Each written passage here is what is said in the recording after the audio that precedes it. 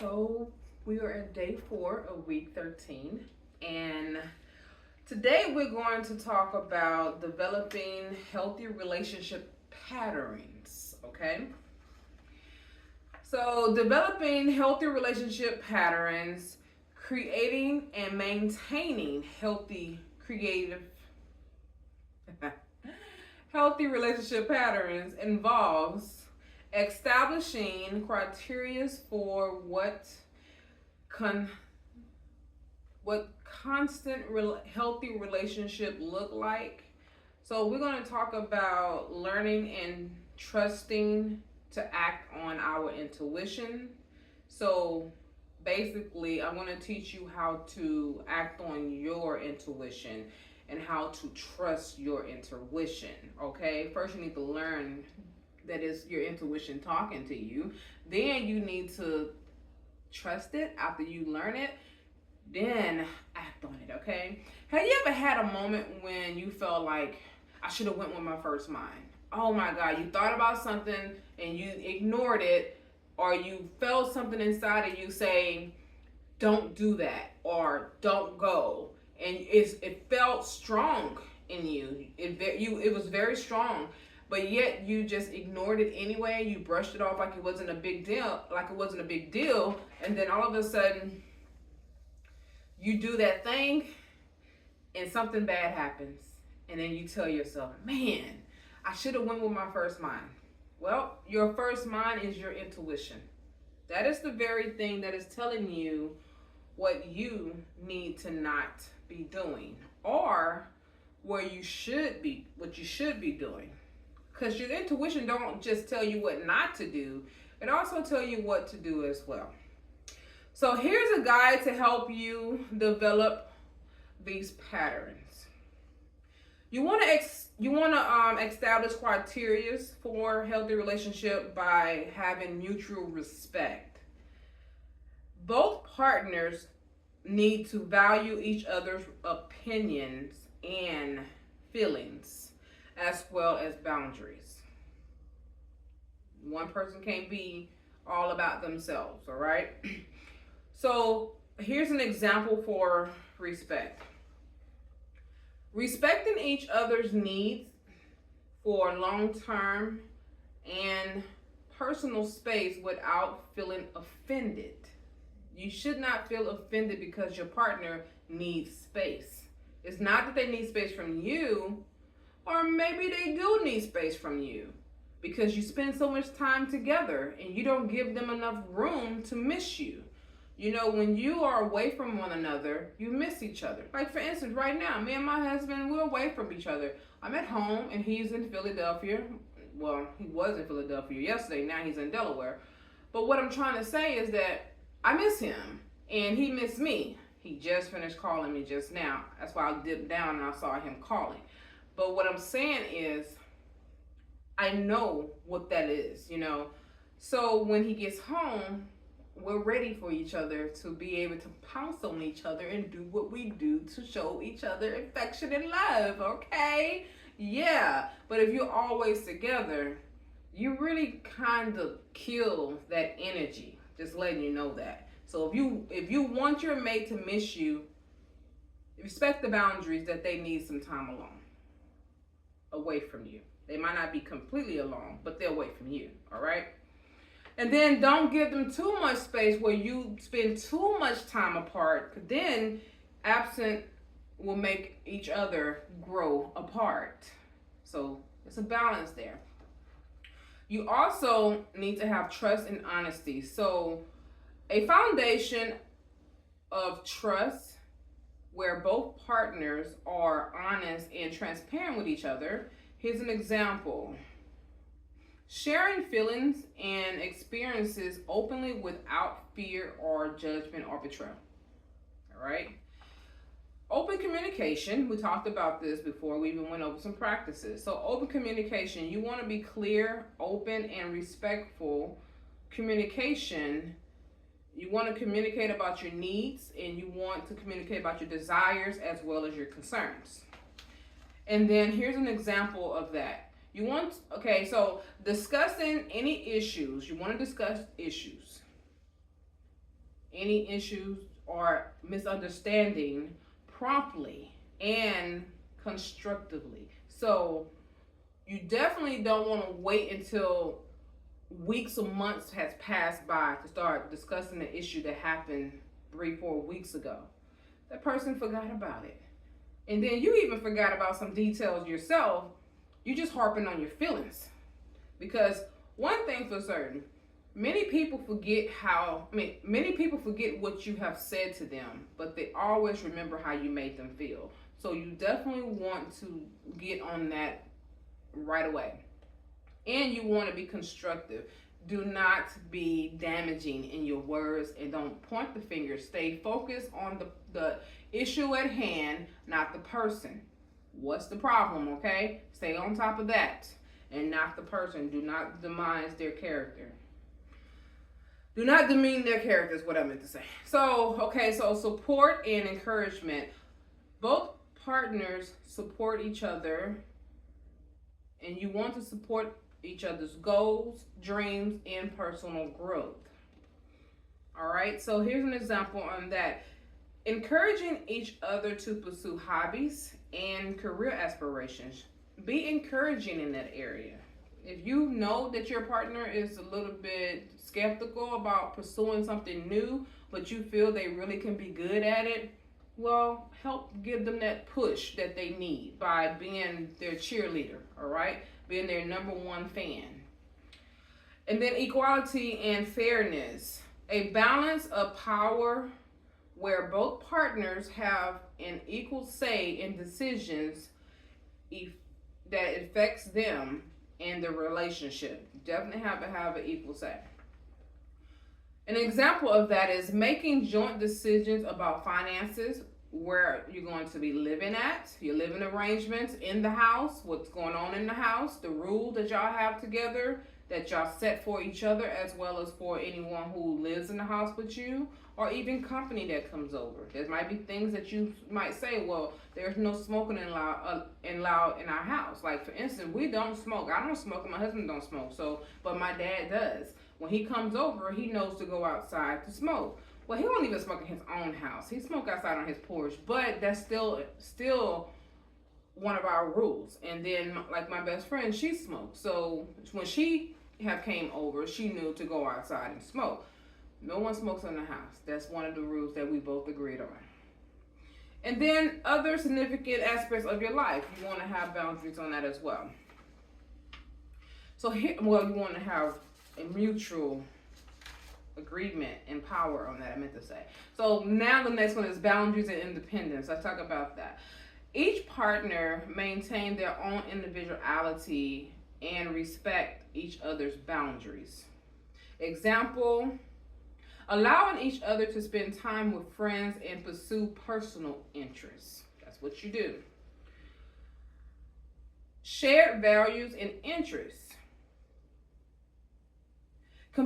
Compatibility and core values and interests that provides a strong foundation for the relationship. Example, having similar views on important topics like family, finances, and lifestyle choices. All right? So these are all definitions of healthy relationships.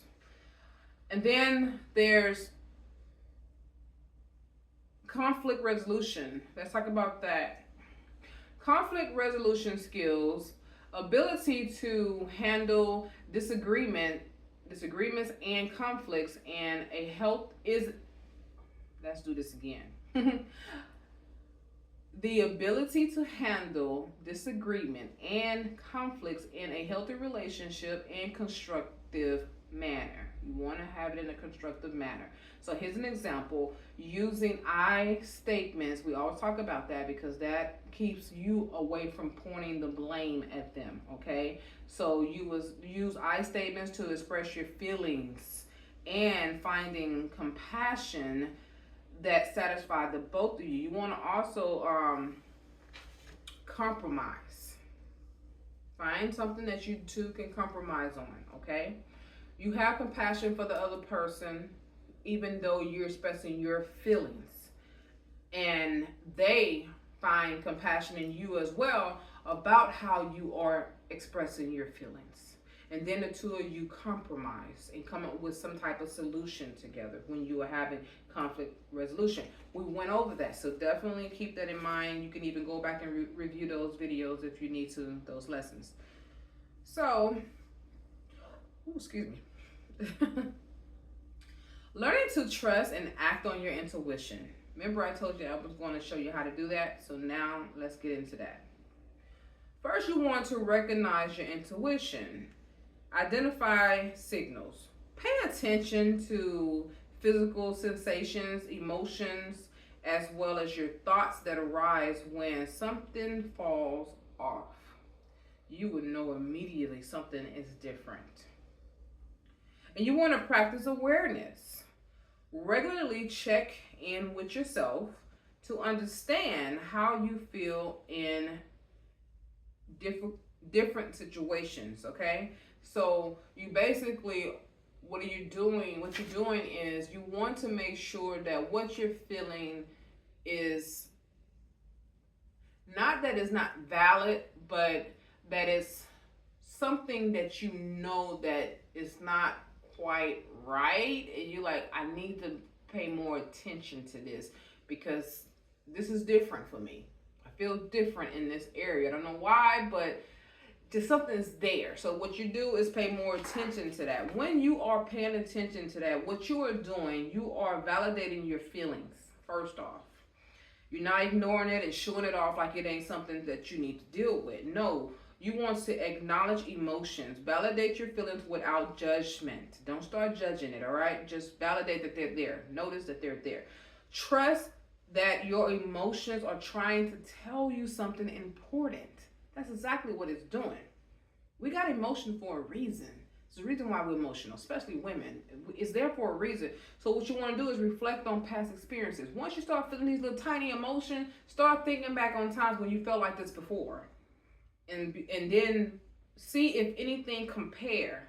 Now, I'm not telling you to compare your new mate to your ex, but what I'm saying is there any similarity there that you really need to keep your eye on and your attention engaged in? You ain't got to talk about it. Matter of fact, it's best not to talk about it right away. Just pay attention. And when it does come up, this is what you do. You want to recall times when you had ignored your intuition and it led to negative outcomes. That's what you want to focus on. And then you want to reinforce the importance of trusting your gut. Tell yourself, last time this happened and I felt this way, I ignored it. And when I ignored it, something bad happened. So now I'm not going to ignore this one. I'm going to trust my intuition and my gut on this situation. So I'm going to dig a little deeper. Now, I'm not telling you to go snooping around, but what I am telling you to do is pay more attention. But this one thing you can do, you can practice self-reflection by journaling. You're going to keep a journal. You're going to keep a journal to track your feelings and experiences. Reflect on patterns and insights that emerge, all right? You want to reflect on that.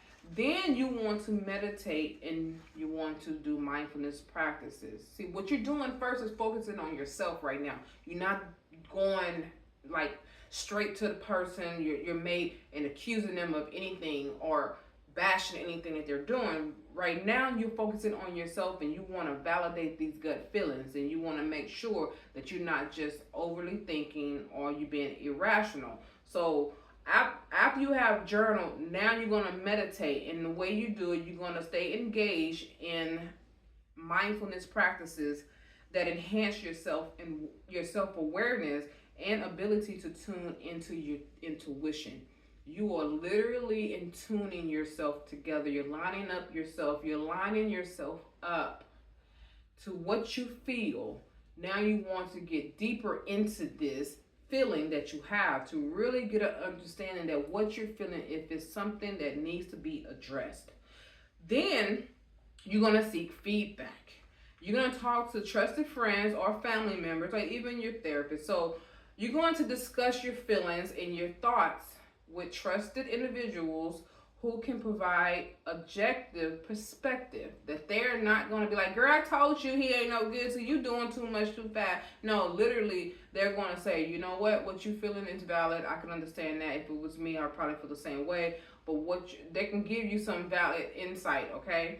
And also, if you continue to talk to your therapist or life coach or even counselor, work with them to explore your intuition and develop a deeper understanding of your emotional responses. And you can ask them, hey, can you work with me with this? I need to develop a deeper understanding about my emotional responses. Why I'm feeling this way. I want to respond a certain way, but I want to understand it before I go and respond this way. And of course, now we're going to talk about acting on your intuition. Now, after you have done all that insight for yourself, now you're going to start putting it into practice. You're going to start acting on it, okay? But you're going to act on it gradually, not just bam in your face. No, you're going to take small steps. You're going to start off very small. So begin by making small decisions based on your intuition and observing the outcome. So basically, let's say for instance, your partner started changing some habits. They say, here's the typical one. You know, I told you we were gonna come. Let's say he's talking to you and he's like on the phone or whatever. Hey babe, I know that I told you I was gonna come and do this such and such for you, but I'm not gonna be able to make it because I gotta work late. Okay, that happens a few more times, and you're like, wait a minute, he used to have this issue with working late. Why all of a sudden he working late now? Your intuition is telling you something else is going on, and you feel like maybe he's doing more than what he's saying. Don't just go snooping around. Basically, what you're gonna do is start and getting in tune with the feeling of why you feel that way. Is it because you're insecure because this happened to you before, or is it because it's really something happening and you really need to pay attention to it? So first check yourself. After you check yourself, then you start checking him. And you take small steps. Basically, you can take a small step like, if he say he's working late, so let's see if this happened again. If this happens next week and he's still working late, then I'm going to back off of him. And I'm going to start putting my attention somewhere else. Where I would normally put the attention into him, I'm going to put it into something else. And then he's going to be wondering why I'm not even asking anymore. That's just small little steps. So what you can do is, after you have done that, now you're going to build confidence. And how you build confidence is by gradually increasing the importance of decisions made by trusting your gut as you gain more confident in your intuition. Because you first got to start getting confident in what you're feeling. And once you have gotten that, now you're going to balance your intuition with rational thinking, all right? Because it's one thing to say, my gut just tell me this, but you ain't really been logic on these thoughts, okay? So you're going to gather information. Now we went from my gut feeling to now I'm going to get some proof if this is really happening, what I'm feeling. So you're going to use rational thinking to gather information and analyze situation logically. You're going to analyze the situation more logic. Basically, normally he gets off at 5, but now he's getting off at 10. What is there going on between the hours of 5 and 10? Happy hour. Or there's other things that could be happening. But let's just really find out if he's really working late. If he's working at a job where public can enter, and he is open to the public in any kind of way. Not saying for you to go and spy on him, but sometimes you might want to just take that ride and see if he's really there. Because you'd be amazed how many people use work as a situation to do their dirt. Just telling you. And then you find out that, he's not even in the parking lot. Car not parked out there at all. Or maybe the car is parked out there and he left with someone in their vehicle. Then you might want to take another step and go inside and see if he's there. I'm not trying to say to spy, but I am telling you that's how you're going to have to get if it doesn't come to an end. of this working late all the time. It's one thing if you know that they like overtime and they are working overtime and they want to do this, then okay, trust that they're working late, all right? But if you got this gut feeling that something else is going on, that's your intuition is talking to you, you need to start doing a little bit more gathering of information, all right? And then you want to integrate both. How you do that, you want to combine your intuition with a rational analyst to make a well-rounded decision.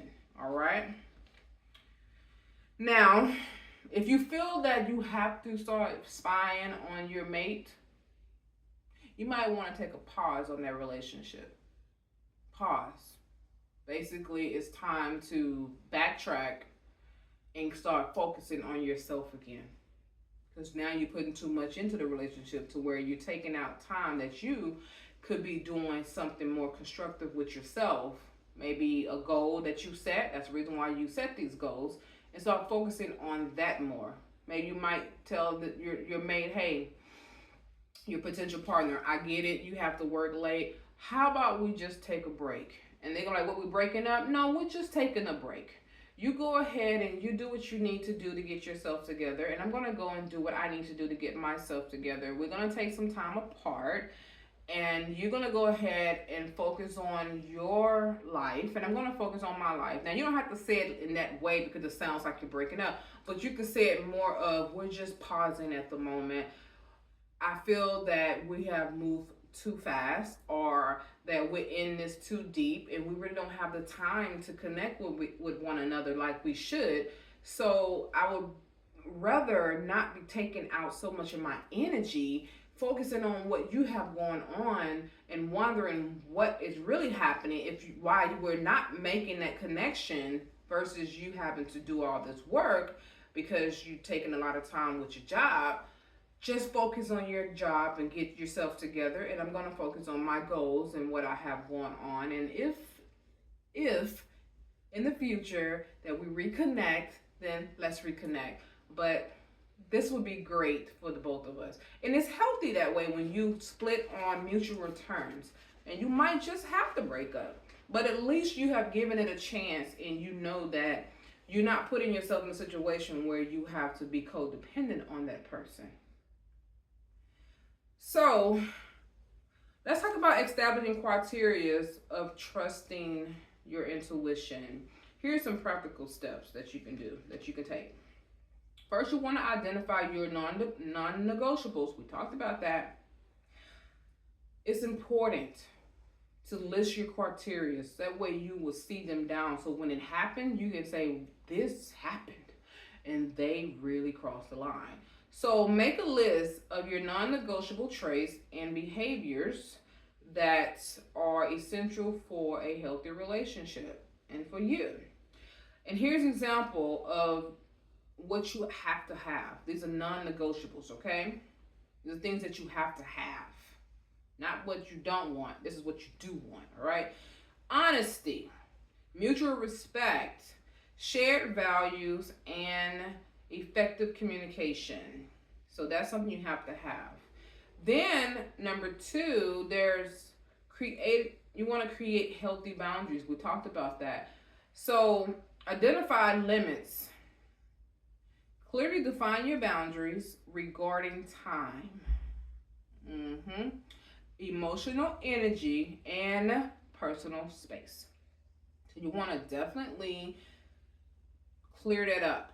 What type of personal space you need, as well as your emotional energy, what's going on in that area, as well as you balancing your time.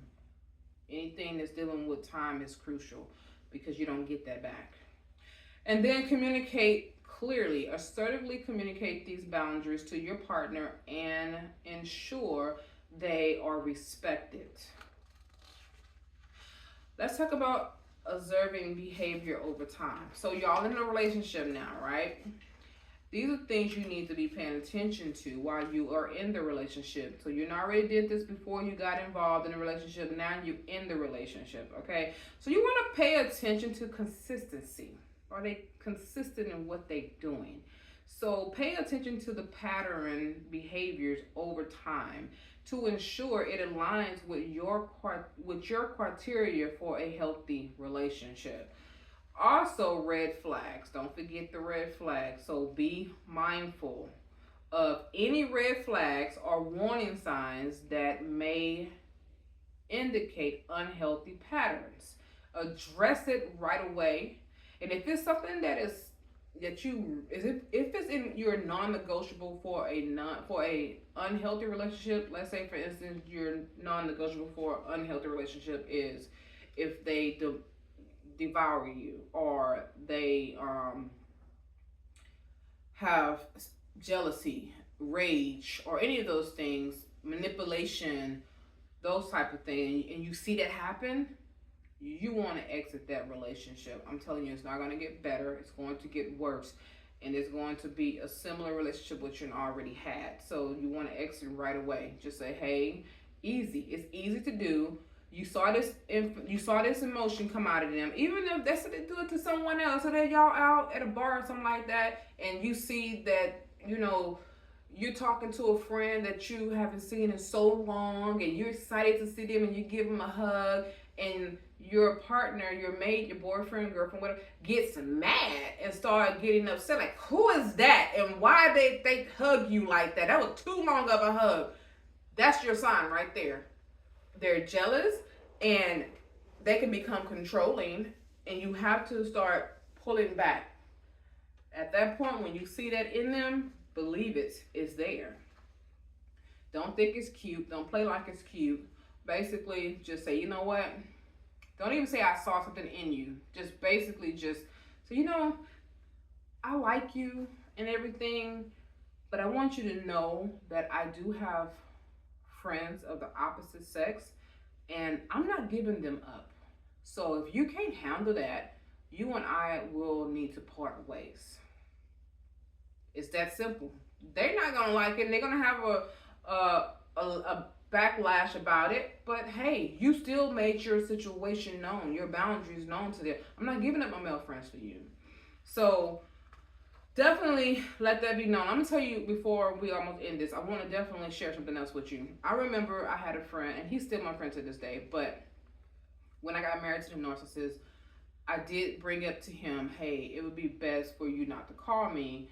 If we're gonna talk, I will call you, and it would be best for when you see me, just say hey and keep it going, because I know that in real time before I got with the narcissist, me and him was able to actually have a lot of conversation over the phone and in person, and I could come to his house and just let myself in and don't even have to knock. And the same thing, he can come to my house, don't even have to let himself in, and he don't even have to knock, because we was that good of a friend. I wish that I would have put that situation in check when it happened. My narcissistic ex-husband met him for the first time because he had just walked in the house, and it was on Father's Day, and my ex went ballistic. Like, I can't believe this. You just letting that he used the N-word just come all up in the house all just like that. Are you doing him too? And I'm like, no, we're not. This is my friend, and matter of fact, he checks on me because I lived alone. And hey, and then I was cool with his children and everything like that, and I'm thinking, like, what's the problem? Like, this person been in my life 8 years before I met you, so what is the problem? And I should have checked that situation, but I didn't. And even though I didn't lose friendship with the person, I still have him as my friend to this day. I just know for a fact that if I would have checked the situation, I wouldn't have married the narcissist, because there's no way we could have continued if I would have put that as one of my non-negotiables, and I didn't do that. So I'm letting you know, address things like that immediately. So you want to trust your feelings, okay? You definitely want to make sure that you do regular check-ins with yourself, and you want to check how you're feeling in the relationship. How's the relationship making you feel? Be honest with yourself. You know if you're happy or not. Be honest. So you want to definitely test your feelings out as well. Test it. When you want to do something and you feel flaky about it because you don't want to hurt your partner or get your partner upset, that is a red flag that you are tiptoeing and walking on eggshells with them. All right. So, and it's also a red flag that you're over accommodating them. You're trying to appease them. So, trust any feelings of discomfort and uneasiness. You want to act promptly. Address any concerns promptly with your partner. You want to seek resolution through open communication. If y'all cannot communicate without someone yelling and screaming, you have a bad relationship. It's unhealthy. I'm going to let you know that now. Why do you have to yell and scream at each other? There's nothing healthy about it. Absolutely nothing. So, if you cannot have an open conversation with your partner like you did when y'all first had your very first date, then you need to know the direction of the relationship has switched and it has shifted in a narcissistic relationship. That's exactly what it switched in. So developing healthy relationship patterns require establishing clear criteria for what constitutes a healthy relationship and learning to trust and act on your intuition by defining and maintaining healthy boundaries, practicing open communication, and consistently validating and trusting your own feelings. You can foster relationships that are respectful, supportive, and fulfilling. Remember, your intuition is a powerful tool that, when combined with rational thinking and self-awareness, can guide you towards healthier and a more satisfying relationship with others.